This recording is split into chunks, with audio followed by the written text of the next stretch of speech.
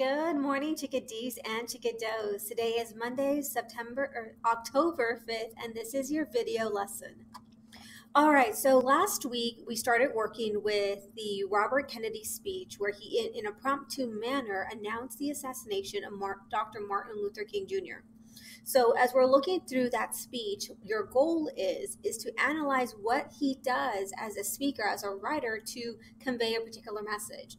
So first you have to identify what the message is. So yes, it was to announce the death of Dr. Martin Luther King, but he had another major purpose. He had another intention with that message, with that speech. So that is what you're supposed to identify in your introduction. So good job to those who turned in your intros. Most of y'all did a fantabulous job of identifying that major, bigger picture purpose in his speech.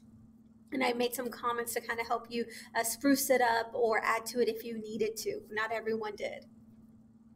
And then you did your conclusion. You made that appeal to the audience. You made reference to what was happening in the text, but made a connection to the audience and what they can learn from it, us being the audience. Because obviously the audience of Robert Kennedy is very different from the audience to whom you are writing to. So the job of what you're supposed to do is to analyze what he's doing in the text, taking a look at what he brings to the table, the strategies, the choices, the comments that he makes, the images, the similes, the metaphors, the symbolism that he creates, or references to personal experiences or historical events. Whatever the case was, you were supposed to identify that in your introduction and create a closure in your conclusion. So now let's get to the meat and potatoes of an essay. Because an essay, as we know, has a beginning, a middle, and an end. It has an introduction, should have done already, the body, and then the conclusion, which you should have done already. Today we're working on that body. We're looking back at what you wrote in that introduction, which were the two, three, or four rhetorical choices that you highlighted, indicated, previewed in your thesis statement after you told us what his major overall purpose was in his speech. So just like we talked about last week and the week before that, in writing these body paragraphs for a rhetorical analysis essay, you're going to take each individual technique, each individual strategy, and write a paragraph about it in a T structure form. The topic sentence, which is the rhetorical device, the evidence, which is a quote from the text, and then the analysis, where you're talking about what it's saying and doing in the text. Why did he bring that up? How is he using that idea? The whole wax on effect for Karate Kid.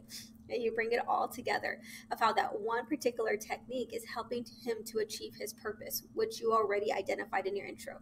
So again, you have your intro. You should have your intro.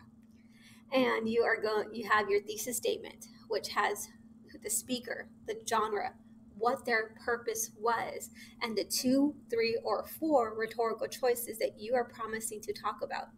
So your goal today is you're going to go in today's document or the assignment.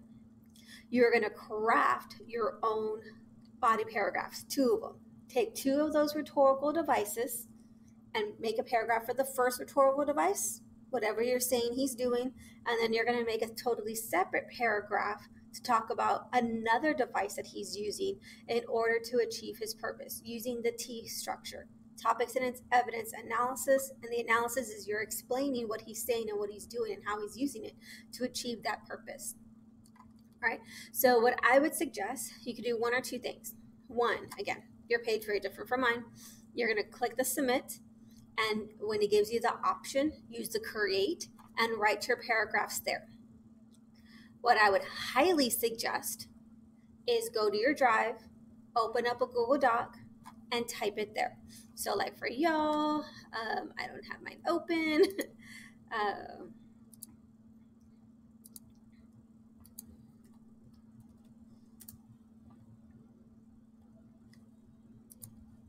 You go to your drive, go to new, Google Docs. You can take this title for the assignment and put it there and type your first paragraph. Like in the speech, he utilizes or he uses, or he shares, whatever verb you want to use, and then tell me what rhetorical device he's using. Give me the evidence, prove that he's using it, show me where in the text it's happening, what does it look like, and then for that analysis, that conversation, you are going to explain to me how he's using that idea, using that card, using that strategy, that rhetorical choice in his speech, and how is it helping him to achieve his purpose. Next line, indent. Give me that second rhetorical device that you picked out that's in your introduction. Okay, give me the evidence.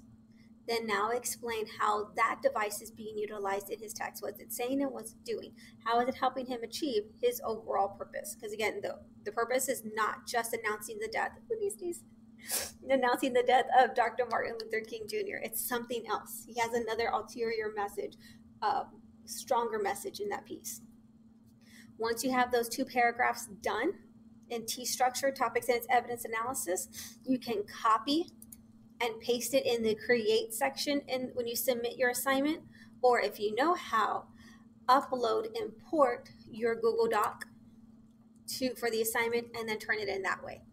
All right, if you need help creating, if you need help uploading, let me know. Remember, the Zoom call is there for you. I am available 1st through 8th. So whenever you want to pop in, even if it's our class period or outside our class period, I am here. All right, so today's structure or today's focus is writing 2 body paragraphs for our rhetorical analysis essay in which you are analyzing Robert Kennedy's speech in which he announces the assassination of Dr. Martin Luther King Jr. All right, I love you. Have a wonderful day. Take care of yourself. Make good choices, and I hope to hear from you soon. Bye, guys.